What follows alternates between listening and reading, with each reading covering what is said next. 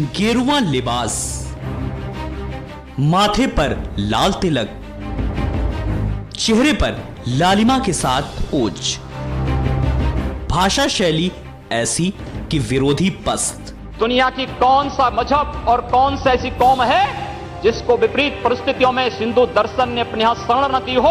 आज जब उसी के खिलाफ षड्यंत्र होना प्रारंभ होता है, और मुझे लगता है इन लोगों के कर्मों का फल है कि पूरे देश का हिंदू जनमानस आज इस बात के लिए तैयार हो रहा है कि उसके खिलाफ आज शासन तंत्र से जो षड्यंत्र हो रहे हैं उसका जवाब अपने स्तर पर देना ही पड़ेगा। प्रखर राष्ट्रवादक का नायक। जी हां, कुछ ऐसी ही पहचान है हिंदू हृदय सम्राट महंत आदित्यनाथ की। दरअसल योगी आदित्यनाथ का असली नाम अजय सिंह है। उनका जन्म 5 जून 1972 को उत्तराखंड में हुआ था। उन्होंने गढ़वाल विश्वविद्यालय से गणित में बीएससी किया है। वो गोरखपुर के प्रसिद्ध गोरखनाथ मंदिर के महंत हैं। आदित्यनाथ गोरखनाथ मंदिर के पूर्व महंत अवैधनाथ के उत्तराधिकारी हैं, जो हिंदू युवा वाहिनी के संस्थापक भी हैं, जो कि हिंदू युवाओं का सामाजिक, सांस्कृतिक और राष्ट्रवादी समूह है। कम उम्र में ही योगी आदित्यनाथ ने यौगिक षटकर्म, हठ योग, स्वरूप एवं साधना, राजयोगा, स्वरूप एवं साधना तथा हिंदू राष्ट्र नेपाल नाम की पुस्तकें लिखी। गोरखनाथ मंदिर से प्रकाशित होने वाली वार्षिक पुस्तक योगवाणी के आदित्यनाथ प्रधान संपादक हैं तथा हिंदवी साप्ताहिक समाचार पत्र के प्रधान संपादक रहे।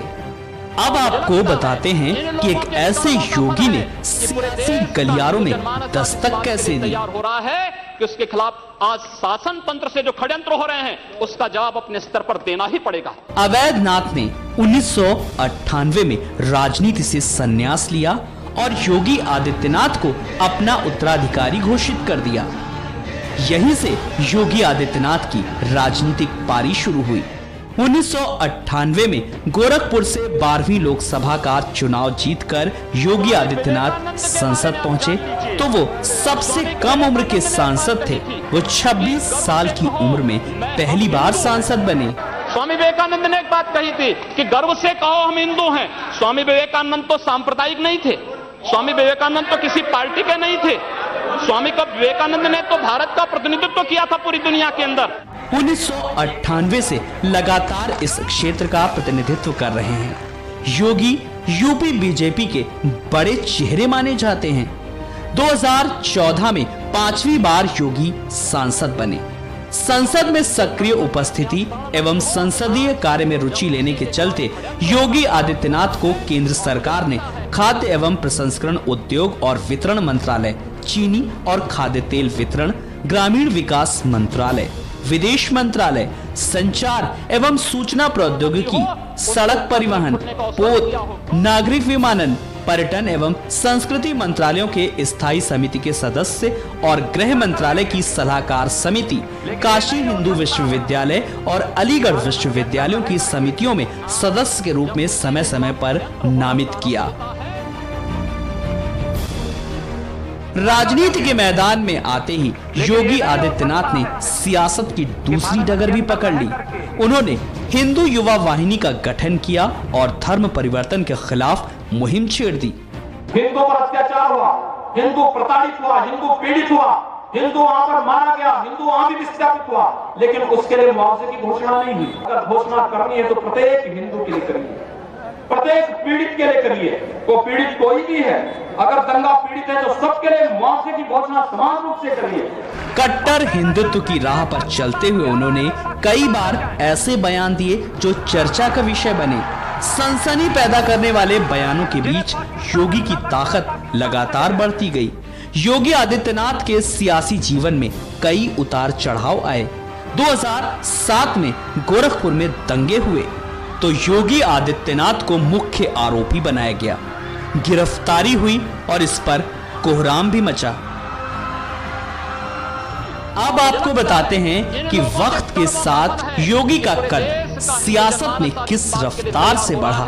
अब तक योगी आदित्यनाथ की हैसियत ऐसी बन गई कि जहां वो खड़े होते हैं सभा शुरू हो जाती है। वो जो बोल देते हैं उनके समर्थकों के लिए वो कानून हो जाता है।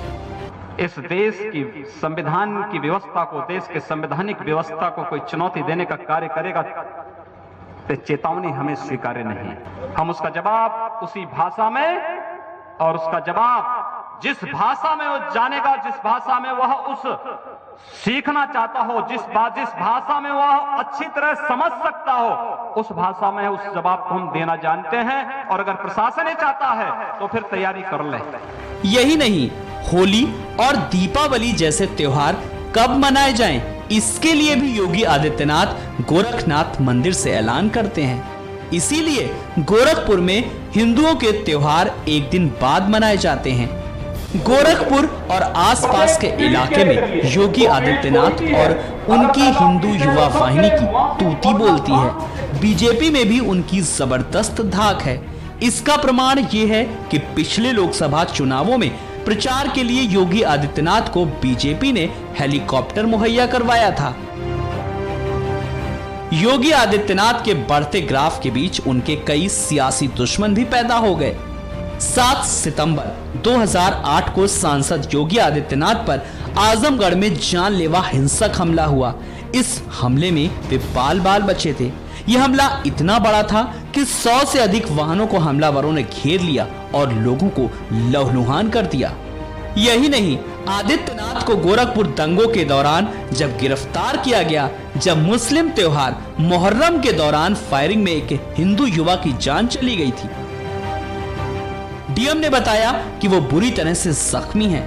तब अधिकारियों ने योगी को उस जगह जाने से मना कर दिया, लेकिन आदित्यनाथ उस जगह पर जाने के लिए अड़ गए। तब उन्होंने शहर में लगे कर्फ्यू को हटाने की मांग की। अगले दिन उन्होंने शहर में श्रद्धांजलि सभा का आयोजन करने की घोषणा की, लेकिन जिलाधिकारी ने इसकी अनुमति देने से इनकार कर दिया। उन पर कार्रवाई का असर हुआ और मुंबई गोरखपुर गोदान एक्सप्रेस के कुछ डिब्बे फूंक दिए गए, जिसका आरोप उनके संगठन हिंदू युवा वाहिनी पर लगा। ये दंगे पूर्वी उत्तर प्रदेश के 6 जिलों और 3 मंडलों में भी फैल गए।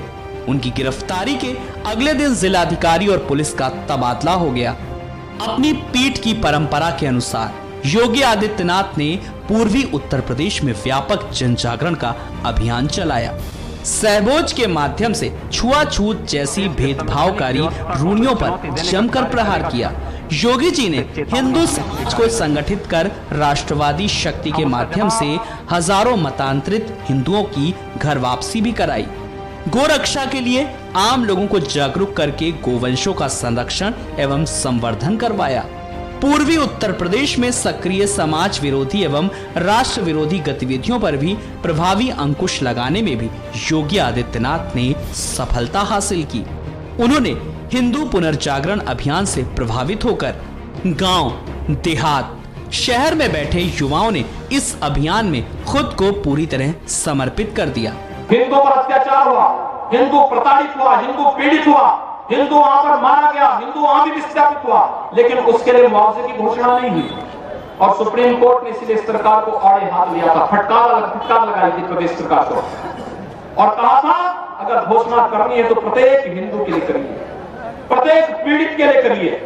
बहुआयामी प्रतिभा के धनी योगी आदित्यनाथ धर्म के साथ साथ सामाजिक, राजनीतिक एवं सांस्कृतिक गतिविधियों के माध्यम से देश की सेवा में लगे हुए हैं।